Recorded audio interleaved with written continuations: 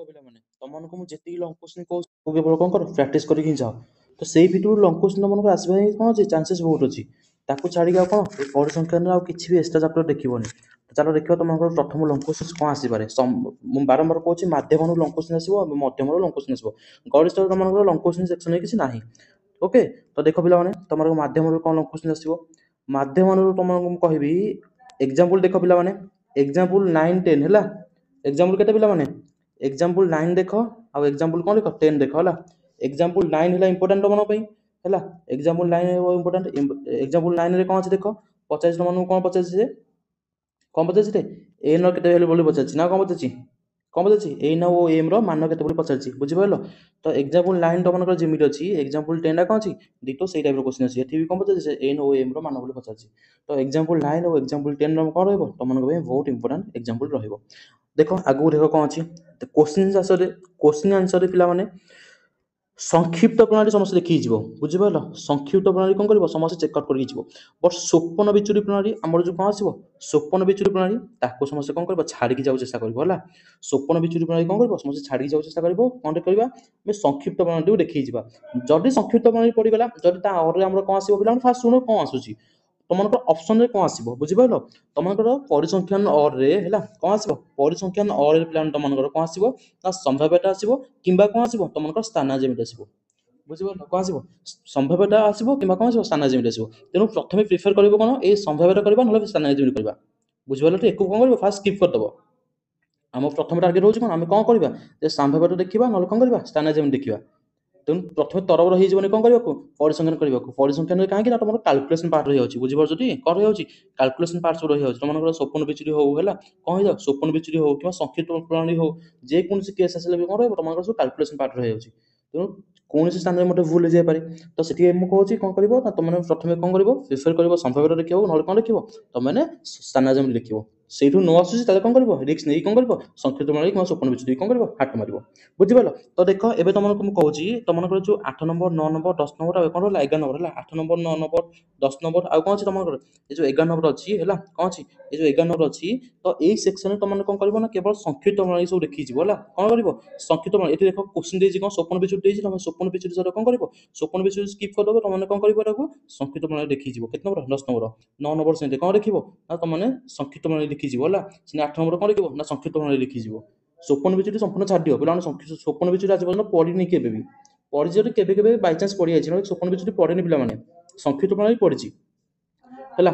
Okay ଆଗକୁ ଦେଖ କଣ ଅଛି ତମମାନଙ୍କର ଆଗକୁ ଦେଖ ପିଲାମାନେ ଏଠି ତମମାନଙ୍କର 12 ନମ୍ବର ପିଲାମାନେ ଦେଖ ଚେକଆଉଟ୍ କର। ଏଠି 12 ନମ୍ବର ତମମାନଙ୍କର କଣ ପଡିବ ସେଇ ସ୍ୱପ୍ନ ବିଚୁରି ଦେଇଛି ପିଲାମାନେ କଣ ଦେଇଛି ସ୍ୱପ୍ନ ବିଚୁରି ଦେଇଛି। ସ୍ୱପ୍ନ ବିଚୁରି ଭୁଲି ଯାଅ କଣ କରିବା ଆମେ ସଂକ୍ଷିପ୍ତ ପ୍ରଣାଳୀ ଦେଖିକି ଯିବ, ବୁଝିପାରିଲ ଟି। 12 ନମ୍ବର କଣ ଦେଖିବ ସଂକ୍ଷିପ୍ତ ପ୍ରଣାଳୀ ହିଁ କେବଳ ଦେଖିକି ଯାଅ। 13 ନମ୍ବର ପିଲାମାନେ ବୁଝିପାରିଲ ଟି। 13 ନମ୍ବର ପିଲାମାନେ କଣ ପଡିବ ତମର ଏଫ୍ ର ମାନ ପଚାରିଛି। ଏଫ୍ ର ମାନ ପଚାରିଛି ମାନେ ଏଟା କଣ ପଡୁଛି ତମର ଗୋଟେ ଏମସିକ୍ୟୁ ପଡୁଛି ହେଲା ସର୍ଟ କୋଶ୍ଚିନ୍ ପିଲାମାନେ। 13 number short question 13 number I ର ସର୍ଟ କୋଶ୍ଚିନ୍ 13 ନମ୍ବର ଡବଲ ଆଉଛି କଣ ସର୍ଟ କୋଶ୍ଚିନ୍ ଏମସିକ୍ୟୁ ଟାଇପ ର କୋଶ୍ଚିନ୍ ଆସିବ। ପି ର ଭ୍ୟାଲୁ କେତେ ପଚାରିଦବ ହେଲା। ଓକେ ଏବେ ଦେଖ 13 ନମ୍ବର କୋଶ୍ଚିନ୍ 14 ନମ୍ବର କୋଶ୍ଚିନ୍ କଣ ଅଛି ଦେଖ। 14 ନମ୍ବର ପିଲାମାନେ ଏଇଟା ହଉଛି କଣ very very important long question. 14 number ହଉଛି କଣ very very important long question. ଏ ଚାପ୍ଟର ଯେତେକ ଲଙ୍ଗ କୋଶ୍ଚିନ୍ ଅଛି ତାର ମୁଁ କହିବି ସବୁଠୁ ଇମ୍ପୋର୍ଟାଣ୍ଟ ଲଙ୍ଗ କୋଶ୍ଚିନ୍ କୋଉଟା 14 ନମ୍ବର ଲଙ୍ଗ କୋଶ୍ଚିନ୍। F1 ଆଉ F2 ର ଭ୍ୟାଲୁ କେତେ ପଚାରୁଛି, ବୁଝିପାରିଲ ଟି। ତେଣୁ 14 ନମ୍ବରକୁ ଜମା ବି କଣ କରିବନି ହାତ ଛଡା କରିକି ଯାଉନି, ସମ୍ପୂର୍ଣ୍ଣ ଭାବେ ଦେଖିକି ଯାଅ। 14 ନମ୍ବରଟି ଜମା ଛାଡିକି ଯିବନି ପିଲାମାନେ। ତାକୁ ଛାଡିକି ତମମାନଙ୍କୁ ମୁଁ ଯୋଉ ଏକ୍ସାମ୍ପଲ ସାଙ୍ଗେ ସାଙ୍ଗେ ମୁଁ କହିଥିଲି କଣ ଏକ୍ସାମ୍ପଲ କହିଥିଲି 9 ଆଉ 10 ଏକ୍ସାମ୍ପଲ କହିଥିଲି। ତ ସେଇ ଟାଇପ ର କୋଶ୍ଚିନ୍ କଣ ଅଛି ପିଲାମାନେ ଦେଖ ଏଠି 16 ନମ୍ବର କୋଶ୍ଚିନ୍ ଅଛି ହେଲା। କଣ ଅଛି 16 ନମ୍ବର କୋଶ୍ଚିନ୍ ଅଛି ଏନ୍ ଓ ଏମ୍ ର ଭ୍ୟାଲୁ କେତେ ପଚାରିଛି। ତ ଏଇଟା ହଉଛି କଣ ତମମାନଙ୍କର ଲଙ୍ଗ କୋଶ୍ଚିନ୍ କୋଟା ପାଇଁ ଆମର ମାଧ୍ୟମରୁ ଲଙ୍ଗ କୋଶ୍ଚିନ୍ କିଛି ଇମ୍ପୋର୍ଟାଣ୍ଟ ଲଙ୍ଗ କୋଶ୍ଚିନ୍ ଥିଲା, ବୁଝିପାରିଲ। ଏଇଟା ହଉଛି ତମମାନଙ୍କର କଣ ଏକ୍ସାମ୍ପଲ କଣ ମୁଁ କହିଲି ପିଲାମାନେ ତମମାନଙ୍କର 9 ଏକ୍ସାମ୍ପଲ 10 ଯେମିତି ଥିଲା ଏଇଟା ହଉଛି କଣ 16 ନମ୍ବର କୋଶ୍ଚିନ୍ ହଉଛି ଡିଟୋ ସେଇ ଟାଇପ ର କୋଶ୍ଚିନ୍, ବୁଝିପାରିଲ ପିଲାମାନେ। ଏଠି ଦେଖ ଦେଇଥିଲା ତମକୁ ସ୍ୱପ୍ନ ବିଚୁରି ପ୍ରଣାଳୀ। ସ୍ୱପ୍ନ ବିଚୁରି ପ୍ରଣାଳୀ ଜମା ପସନ୍ଦ। ସ୍ୱପ୍ନ ବିଚୁରି ପ୍ରଣାଳୀ କଣ କର ଭୁଲି ଯାଅ ହେଲା। ସ୍ୱପ୍ନ ବିଚୁରି ପ୍ରଣାଳୀ କଣ କର ଭୁଲି ଯାଅ। ଆମେ କଣ ମନେ ରଖିବ ତମମାନେ ଏଇଟାକୁ କଣ ରଖିବ ତମମାନେ ମନେ ରଖିବ ଏଟାକୁ ସଂକ୍ଷିପ୍ତ ପ୍ରଣାଳୀ କଣ କରିବ ମନେ ରଖିବ ହେଲା। ଏଇଟା କଣ କରିବ ସଂକ୍ଷିପ୍ତ ପ୍ରଣାଳୀ ହିଁ ଦେଖିଦବ, ବୁଝିପାରିଲ। ଓକେ ଓକେ ଦେଖ ପିଲାମାନେ ତମମାନଙ୍କର 5V ରୁ କଣ ଲଙ୍ଗ କୋଶ୍ଚିନ୍ ଆସିବା ଚାନ୍ସେସ୍ ଅଛି। ଅନୁଶୀଳନୀ 5V ହଉଛି ତମର କଣ ମଧ୍ୟମା, ବୁଝିପାରିଲ ଟି। ମଧ୍ୟମରୁ ଲଙ୍ଗ କୋଶ୍ଚିନ୍ କଣ ଆସିପାରେ। ପ୍ରଥମ କଥା ହେଲା ମଧ୍ୟମରୁ ଲଙ୍ଗ କୋଶ୍ଚିନ୍ ତମର ଗୋଟେ ହିଁ ଆସିବ ଯଦି ଆମର କଣ ଅଛି ସମ୍ଭାଗ ଅଛି ବାରମ୍ବାରଟା ଅଛି ଏବଂ ତମମାନଙ୍କ କୋଉ ଫର୍ମୁଲା ପକେଇବ। କୋଉ ଫର୍ମୁଲା ପକେଇକି ଲଙ୍ଗ କୋଶ୍ଚିନ୍ ପଚାରିବ ନା ସେ ଗୋଟିଏ formula L plus M minus L କଣ L plus M minus C by F into I। ଗୋଟିକ ଫର୍ମୁଲା ହିଁ ପକେଇକି କ'ଣ ତମକୁ ସେ ଲଙ୍ଗ କୋଶ୍ଚିନ୍ ପଚାରିବ। ବୁଝିପାରିଲ? ତ ଗୋଟିକ ଫର୍ମୁଲା ବେସ୍ ହେଇକି ତମମାନଙ୍କୁ କ'ଣ ପଚାରିବ? ସେ ଲଙ୍ଗ କୋଶ୍ଚିନ୍ ପଚାରିବ। ଦେଖ ଏଇ ଫର୍ମୁଲା ହେଲା L plus M minus C Bai F into I। ଏଇ ଗୋଟିକ ଫର୍ମୁଲା ବେସ୍‌ରେ କ'ଣ ପଚାରିବ? ତମମାନଙ୍କୁ ସେ ଲଙ୍ଗ କୋଶ୍ଚିନ୍ ପଚାରିବ ଏବଂ ତାକୁ ନେଇକି ତମମାନଙ୍କର ଲଙ୍ଗ କୋଶ୍ଚିନ୍ କ'ଣ ଅଛି ତାକୁ ଆମେ ଦେଖିବା। ଓଜାଇଭା ଭୁଲିଯାଅ। ଓଜାଇଭା ଜମା ପକେଇବନି। ଓଜାଇଭା ସେ ଜମା ପକେଇବନି ଲଙ୍ଗ କୋଶ୍ଚିନ୍। ତ ଯଦି ପକାଏ ସମ୍ପୂର୍ଣ୍ଣ ଭାବେ ସ୍କିପ୍। କାହିଁ ତମମାନଙ୍କୁ ଗ୍ରାଫ୍ କରିବାକୁ ଟାଇମ୍ ନଥିବ ବାବା। ବୁଝିପାରିଲ ଟି? ତମମାନଙ୍କୁ କ'ଣ ନଥିବ? ଗ୍ରାଫ୍ କରିବାକୁ ଟାଇମ୍ ନଥିବ। ତ ଏବେ ଦେଖ କୋଶ୍ଚିନ୍ ଆନ୍ସର ଲକ୍ଷ୍ୟ କର। ପିଲାମାନେ ତମମାନଙ୍କର କୋଶ୍ଚିନ୍ ଆନ୍ସରରେ ଚେକ୍ କର ଟିକେ ନାକୁ 3 ନମ୍ବର। ବୁଝିପାରିଲ ପିଲାମାନେ? 3 ନମ୍ବର ଲକ୍ଷ୍ୟ କର। 3 ନମ୍ବରର triple I bit long question. ବୁଝିପାରିଲ ପିଲାମାନେ? 3 ନମ୍ବରର triple I bit long question 10ରୁ କମ୍ 20ରୁ କମ୍ ପିଲାମାନେ ବହୁତ ଭୁଲ କରନ୍ତି ଏଇଠି। ବାରମ୍ବାର କହୁଛି 3 ନମ୍ବର ଟ୍ରିପଲ୍ ଆଇ ହେଉଛି କ'ଣ ଲଙ୍ଗ କୋଶ୍ଚିନ୍ ଏବଂ ତାକୁ ଛାଡ଼ିକି ପିଲାମାନେ ଲକ୍ଷ୍ୟ କର ଏଠି 5 ନମ୍ବର। ଦେଖ 5 ନମ୍ବର ହେଉଛି କ'ଣ ତମମାନଙ୍କର ଲଙ୍ଗ କୋଶ୍ଚିନ୍। ବୁଝିପାରିଲ? 3 ନମ୍ବର ଲଙ୍ଗ କୋଶ୍ଚିନ୍ ଆଉ କ'ଣ 5 ନମ୍ବର ଲଙ୍ଗ କୋଶ୍ଚିନ୍। ତାକୁ ଛାଡ଼ିକି ତମମାନେ ଯଦି ଦେଖିବ ଏଠି 6 ନମ୍ବର ଗୋଟେ ସମ୍ଭାଗ ଦେଇଛି। ଦେଖ ସମ୍ଭାଗ ଦେଇଛି ବାରମ୍ବାର ଦେଇଛି ପଚାରିଛି କ'ଣ ମଧ୍ୟମ ନିର୍ଣ୍ଣୟ କର। ସମ୍ଭାଗ ଆସିଗଲା ବାରମ୍ବାରଟା ଆସିଗଲା ମାନେ ଆମର କୋଉ କେସ୍ ଆସିଯିବ ତମକୁ ସାଙ୍ଗେ ସାଙ୍ଗେ ମୁଁ ଯେଉଁ ଫର୍ମୁଲା କହିଲି ବୁଝୁଛ ଯେଉଁ ଫର୍ମୁଲା ତମକୁ ସାଙ୍ଗେ ସାଙ୍ଗେ ମୁଁ କହିଲି ସେଇ ଫର୍ମୁଲା ପକେଇକି କ'ଣ ପଚାରିବ ତମକୁ ସେ ଲଙ୍ଗ କୋଶ୍ଚିନ୍ ପଚାରିବ। ତ 6 ନମ୍ବର ହଉ କିମ୍ବା ଆମର କ'ଣ ହଉ 8 ନମ୍ବର ହଉ ହେଲା 6 ନମ୍ବର ହଉ 8 ନମ୍ବର ହଉ ଏ ହେଉଛି କ'ଣ ତମର ଲଙ୍ଗ କୋଶ୍ଚିନ୍। ବୁଝିପାରିଲ? ସମ୍ଭାଗ ଏବଂ ବାରମ୍ବାର ନେଇ କ'ଣ ତମକୁ ସେ ମଧ୍ୟମା ନିର୍ଣ୍ଣୟ କରିବା ପାଇଁ ପଚାରିପାରେ। ତାକୁ ଛାଡ଼ିକି ଦେଖ ପିଲାମାନେ ତମମାନଙ୍କର ହେଲା ସରି ପିଲାମାନେ ଦେଖ ତାକୁ ଛାଡ଼ିକି ପିଲାମାନେ ତମେ ଲକ୍ଷ୍ୟ କର ଏଠି 9 ନମ୍ବର ଦେଖ 9 ନମ୍ବରରେ କ'ଣ ପଚାରିଲା ଲେଖଚିତ୍ର ଅଙ୍କନ କର ସମ୍ପୂର୍ଣ୍ଣ ଛାଡ଼ିଦିଅ ପିଲାମାନେ। ଲେଖଚିତ୍ର ଅଙ୍କନ କରିବ ସମ୍ପୂର୍ଣ୍ଣ ଛାଡ଼ିଦିଅ। ବୁଝିପାରିଲ? ଲେଖଚିତ୍ର ଅଙ୍କନ କର ହେଲା ନିର୍ଦ୍ଦେଶ ଲେଖଚିତ୍ର ଅଙ୍କନ କର ସମ୍ପୂର୍ଣ୍ଣ ଛାଡ଼ିଦିଅ।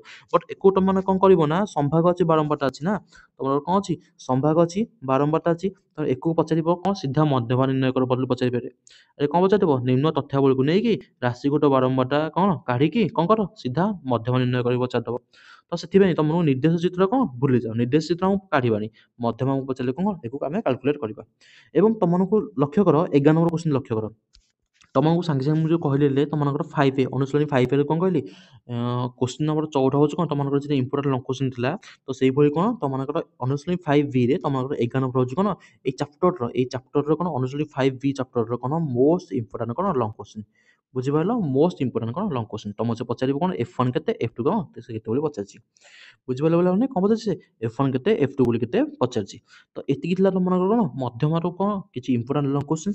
ହଁ ଆଉ ଗୋଟେ କଥା ନୋଟିସ୍ ରଖିବ ଆଉ ଗୋଟେ କ'ଣ କରିବ ନୋଟିସ୍ ରଖିବ ତମମାନଙ୍କୁ ପ୍ରଥମରୁ ମଧ୍ୟ କହିଥିଲି ହେଲା ତମମାନଙ୍କର ଯଦି କୋଶ୍ଚିନ୍ସ ପଡ଼େ ହେଲା ତମମାନଙ୍କର ଯଦି କ'ଣ ପଡ଼େ କୋଶ୍ଚିନ୍ସ ପଡ଼େ କାହାକୁ ନେଇକି ପଡ଼ିବ ଦେଖ ତମମାନଙ୍କର ଯଦି କୋଶ୍ଚିନ୍ସ ପଡ଼ିବ କାହାକୁ ନେଇକି ନା କୋଶ୍ଚିନ୍ ପଡ଼ିବ ତମମାନଙ୍କର ଏପଟେ ଥିଲା କ'ଣ ଅନୁଶୀଳନୀ 5A ଆଉ କ'ଣ ଆସିବ ଅନୁଶୀଳନୀ 5B ଆସିବ। ବୁଝିପାରିଲ? ଅନୁଶୀଳନୀ କ'ଣ 5A କିମ୍ବା କ'ଣ ଅନୁଶୀଳନୀ 5B ତା ଅରେ ତମମାନଙ୍କର କ'ଣ ପଡ଼ିବ ନା ସାମ୍ଭାବ୍ୟତା ପଡ଼ିବ 4A 4B ଅନୁଶୀଳନୀ କିମ୍ବା କ'ଣ ପଡ଼ିବ ତମମାନଙ୍କୁ 6A 6B 6Cର କ'ଣ ପଡ଼ିବ ସ୍ଥାନ ଯେମିତି ପଡ଼ିପାରେ। ବୁଝିପାରିଲ ପିଲାମାନେ? ଅନୁଶୀଳନୀ 5A 5B ହେଉଛି କ'ଣ ତମମାନଙ୍କର ପରିସଂଖ୍ୟାନ ହେଲା ପରିସଂଖ୍ୟାନ ଅରେ କ'ଣ ପଡ଼ିବ ନା ସାମ୍ଭାବ୍ୟତା ପଡ଼ିବ କିମ୍ବା କ'ଣ ପଡ଼ିବ ସ୍ଥାନ ଯେମିତି ପଡ଼ିବ।